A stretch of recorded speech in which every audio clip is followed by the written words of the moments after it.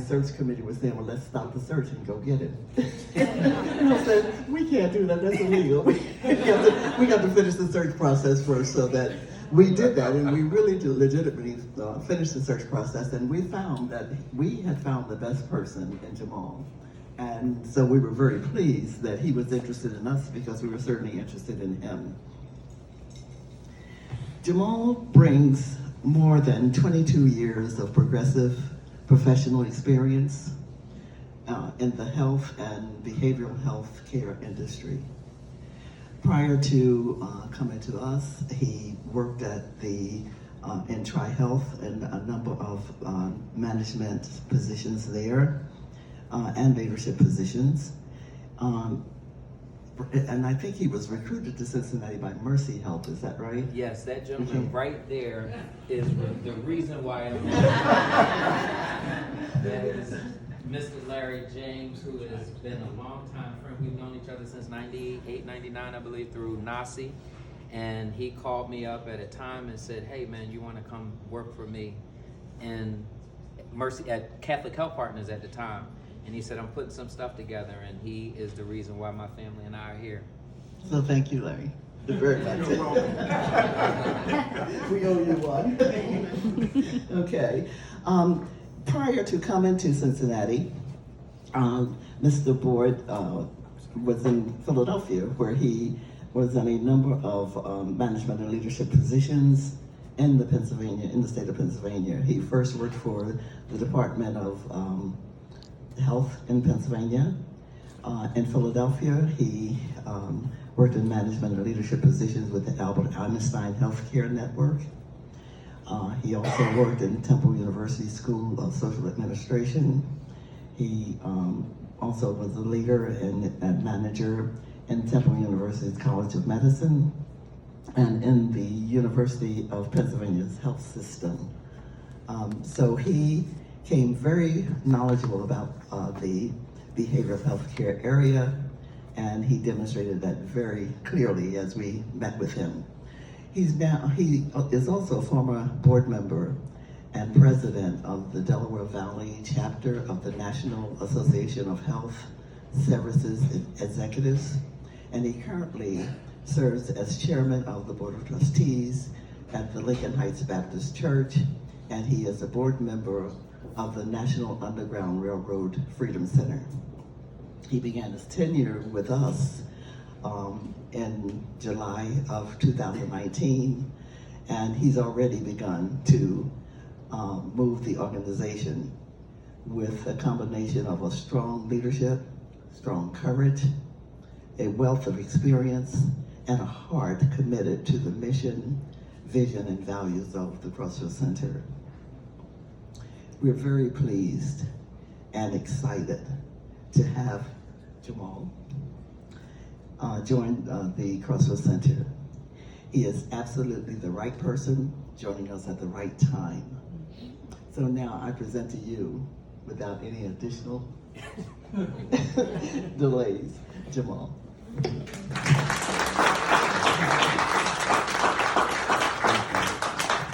Well, if you'll give me a few minutes, there's a number of things that I want to do and take, some time to really acknowledge a number of people in the room, a number of people not in the room as well, but also to share with you just a little bit of what we've done and where we're going, and really to get you excited around what we're doing at the Crossroads Center. Because again, if you notice in some of our branding, and I'll talk a little bit about that, it's a puzzle there, and it's a puzzle there intentionally because we all together achieve what we need to achieve for the people that we touch.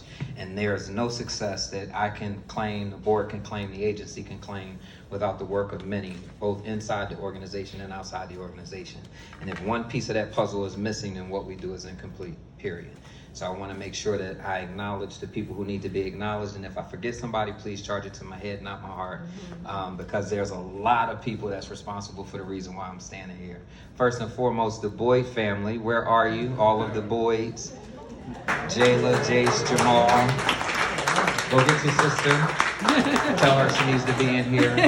But there's, first giving honor to God, as I said, because God is the center, the head, and the just everything in my life. And I don't make a decision, I don't make a move without making sure that God is in it, because there's a portion in John 15:5 that says, apart from me, you can do nothing. And that means that I need God for everything. And I don't always get it right, but when I do it with him, it always turns out the way it's supposed to turn out. So I never want to not acknowledge God. But then I never want to make sure that I not do this. My family is the most important thing next to God to me. So I'll ask my wife, Ebony, to stand up. This is my queen and my COO of the Boyd household. So I might be the CEO of here in the house, but she's the COO of where we live in Liberty Township. And the mother of my beautiful 3 children, Jamahal Jr., stand up and say hello, wave. My 15, soon to be 16-year-old 10th grader, ready to start driving soon and getting on my insurance. So Dr. Taylor, I'm going to need that raise real soon, because I got to buy another car. But and then my daughter Jayla, who is 11,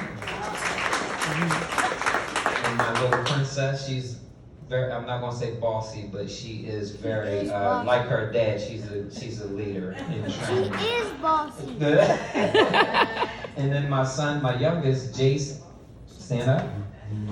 This is me times 2 when I was 8. So he is my reincarnation of myself. But my family is, there's a number of things that from a professional and personal perspective, I will never compromise: my faith, my family, and my future.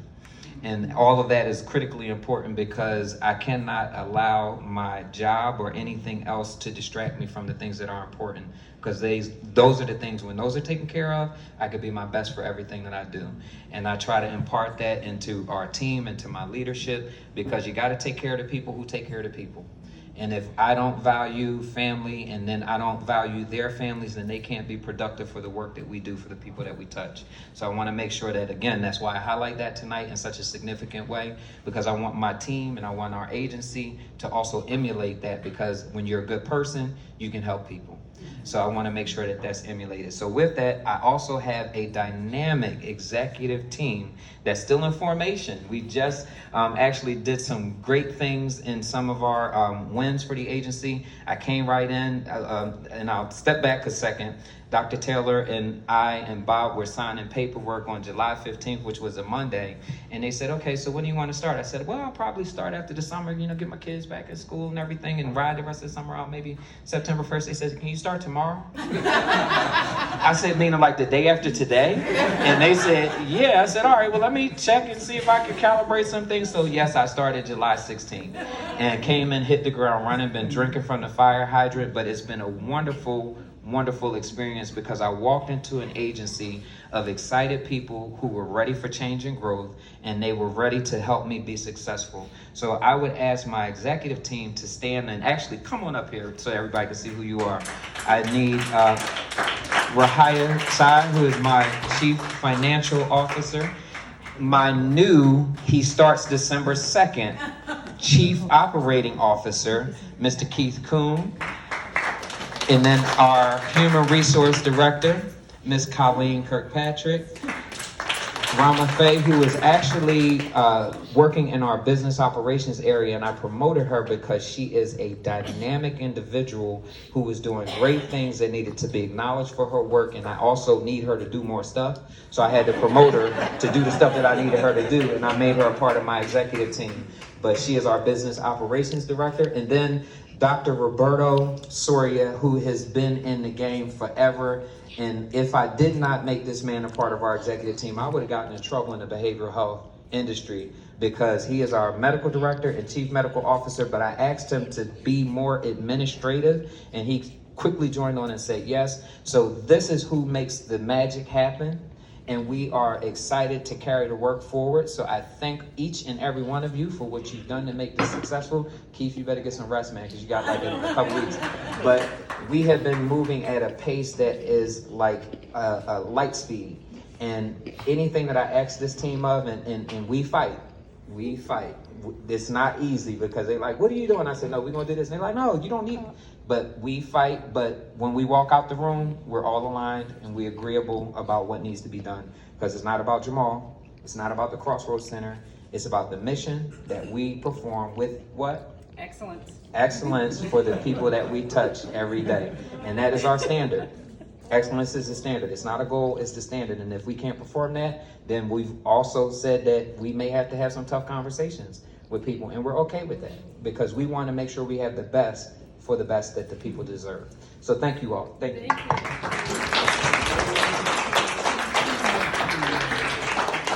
I also want to acknowledge our management staff and our clinical team and our counselors, our therapists who are also in the room. So if you would all please stand so that you can be acknowledged for the smart work that you do every day.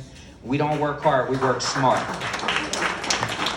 I want to say thank you for all that you do to make sure that the mission is met on a daily basis. And, oh, I'm sorry, I did not, where is David? David Hood is 4 days in. I apologize because David is also a part of our executive team. But David is what I call my ace.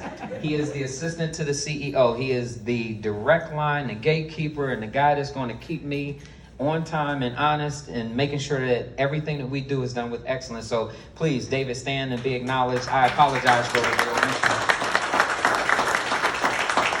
Cannot forget him because he came in, this guy is a ball of fire. And I mean, he is just like, what do you need? And here's your stuff. You need to be here at 11 o'clock. What do you need to get there? You need lunch? You okay? You all right? Did you get a break? And I mean, that's what I need in my life.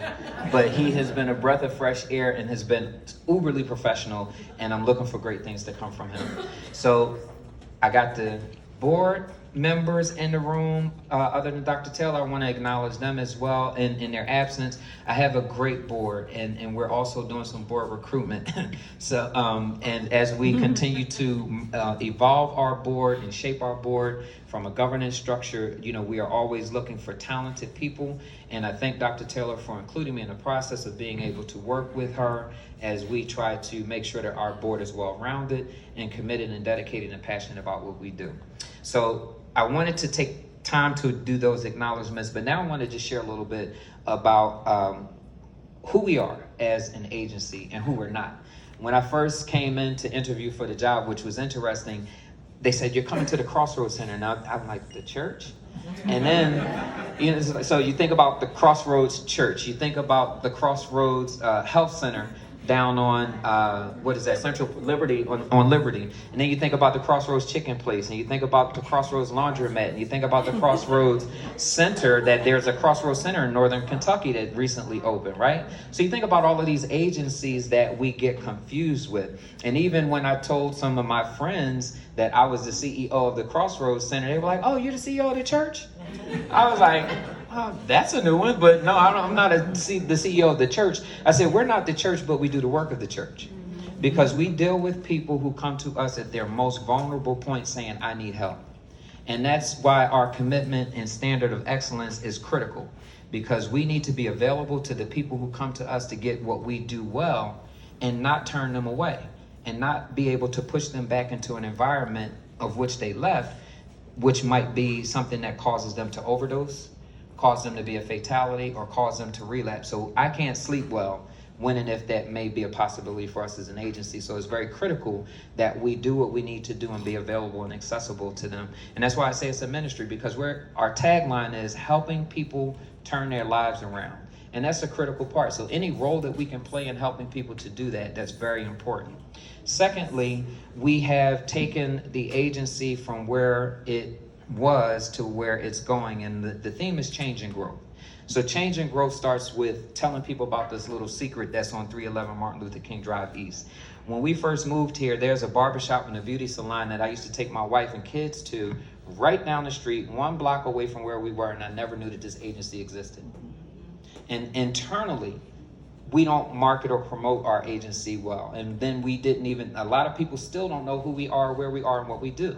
But we provide services to a community. We've been doing this since 1951. So we're 68 years old in terms of service provision, but we're about since 94, an agency that's been established as a 501c3. So we have been around for a very long time doing what we do, but we are a hidden secret. So my ask to you tonight, one of them, is to help us tell that story. Help people get excited about us helping people turn their lives around. Because if everybody knows someone who's involved with or addicted to or struggling with substance use or have a substance use disorder. So we can help change the world by spreading the word. One of the first things that I jumped on when I joined the agency is looked at our marketing, branding, and communication strategy. Put one together very quickly, and what you see scrolling on the screen, the brochures out in the lobby, all of the branding, this is totally new because we wanted to make sure that we stood out from the Talbot House, the Cat House, Centers for Addiction and Treatment, and all these other agencies that do what we do, so that they didn't think that we were a part of them. And we wanted to make sure that people didn't think that we were a part of the church. But as you can see on that slide, this right there right now, we are in the process of building relationships with the Crossroads Church to figure out how do we leverage this name ambiguity to make sure that we're in the churches and outside of our four walls doing what we do to impact the community the way that they need to be impacted. So we immediately started leveraging those relationships and doing what we need to do in the community to get the word out. The other thing that we've done is we were able to, and this is why Rama got a raise, start having better relationships with our funders. We have secured in the 18 weeks that I've been in this job, $350,000 worth of grant funding to continue our mission. Thank you. $350,000 for a small agency is no sneeze. And that's something that helps us to touch more lives and do more in the community. One of those grants was for $175,000 that was a continuation for our women's services that we perform. And then another grant was one that I was getting some contention from my team on, like, can we do it? Should we do it? I said, the first thing we're going to do is ask. Because if we don't ask, then we won't know. And then we asked and we got it. So now we got work to do. But the second grant was $175,000 that was for high-risk families who are struggling with substance abuse, and particularly targeting minority communities as well as underserved populations. So I'm really excited about that because the grant actually started in October, so we're like a month and a half behind. We've got a lot of work to do, but we're really impacting the community with what we do uniquely at the Crossroads Center. So those are significant wins that we were able to perform and do. Another strategic direction that we are taking the agency in, and this is a very aggressive goal, I have to socialize it with my board, but we are going to turn the Crossroads Center into a $75 million+ agency over the next 5 years. And that is my goal, and that's my commitment to you, Dr. Taylor, to make sure that we get not just back to where we were financially when Jackie was the CEO, but surpass that, because we will be an agency that's not just doing what we do, but we're going to sustain what we do and make sure that it's in perpetuity so that whoever the CEO is after I'm dead and gone can live from the legacy that all of you have committed to make sure it happens. Make sure that Dr. Smithson's idea to make this an agency to do what we do in the community lasts longer than the work that we're doing today. So that is my vow to this agency, and I'm going to make sure that that happens and exceed that, because we have all of these dynamic people in the room that's also committed to making sure that that happens. And that's one of our strategic goals that we want to achieve just by doing what we know we do best. And that's easy because it's hard work, but it's easy to do. So we've been shaping up a lot of things internally. I know I've been driving them crazy with my all team member, emails about dress code and professionalism and customer service and training and education, but it's all to make sure that we have what we have that we need to be the best that we can be and provide the excellence that our patients and clients deserve.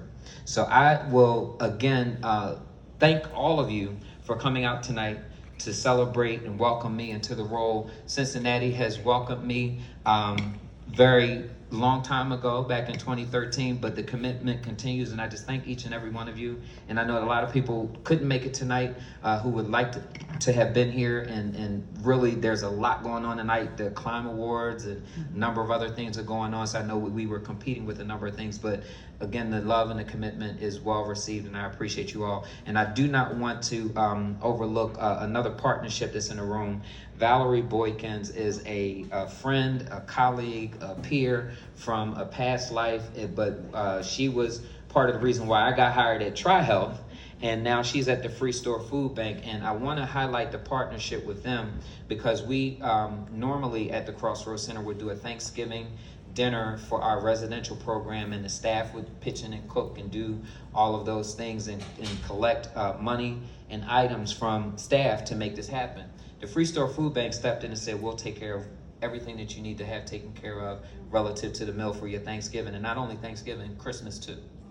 And they provided that resource for us to be able to do that. And through Colleen's hard work as well, was able to coordinate with our partners of the Talbert House, use of their kitchen prep and cook of the food, so that it takes the burden off of our staff to do those things on those holidays for our residential program, but we're taking care of everything in the house, and it didn't cost our agency a dime. So, you know, it's things like that, that relationships make all the difference. And I again want to say thank you to them. And again, thank you to everybody. There's a number of things that I could go on and talk about, but I don't want to belabor the networking opportunity that we have here. Please meet, greet, mix, mingle, eat that food that we paid for too. There's an open beverage bar of juice and soda and water and things like that, but there's a cash bar as well if you'd like to have another adult beverage, not you, children. But if you would like to have an adult beverage and you're okay with that, that's available to you as well. Did I miss anything? Keeping me honest, I'm good. All right. So thank you. Love take plenty pictures as well. And again, thank you all for coming out tonight. I really appreciate it. Oh, one other thing, I'm sorry, before I close, I cannot not acknowledge this young man. And again, one request that let me give a couple requests, but I have to acknowledge Eddie Cohn, who is the CEO of the Urban League of Greater Southwestern Ohio. Please welcome him. He is about a month, 7 weeks into his role. And the reason why I wanted to highlight him is because the same love and support that I have gotten from many of you in the room, he needs as well. Because there is a lack of African American leadership in the city of Cincinnati, and there's a stigma type or a stereotype around African American leaders. We need to prove that wrong. And how we prove that wrong is doing the stuff that Bob and Jeanette have done for me to make sure that I'm successful and know who I need to know. Dr. Smithson and Bob graciously took me out to breakfast on Friday, and that was huge for people who are watching that dynamic of seeing me with these two well-respected gentlemen in the industry. And I think we need to wrap our arms around leaders, period, but particularly minority leaders who are serving this organization, serving their organizations, serving their communities, and moving to these areas from other areas. We don't want Cincinnati to have a bad rep. We have two dynamic opportunities to make a difference, and it is with Eddie Cohn and Jamal Boyd. And I'm asking tonight that you would support us. And I'm very serious about that because people are already looking for us to fail. And that's just the reality. But how we prove them wrong is by being in rooms like this and making sure that we all are committed to the things that we say we represent from a character and integrity perspective. That is so critical to our success, and giving us your love. And we're going to bump heads from time to time on certain things because we're strong personalities. I know I am, right, Ebony? But it's with that love and support and understanding the why behind what we do, which is critical for the love and support that we ask from each of you who are in the room. The other thing I will ask before I close is support. As we develop our strategies to become a nonprofit that does not solely rely on federal and state and grant funds for our sustainability, we need help, we need dollars, we need resources, we need volunteers, we need support. And I would be remiss if I didn't sow that seed tonight with each of you, because each of you touch people who have money, who have influence, who have resource, and who also are interested and have a passion around eliminating or eradicating addiction. If that touches you in some type of way, be ready when the phone call comes. That's all I'm gonna say. Right, Eddie? All right. Thank you, everyone.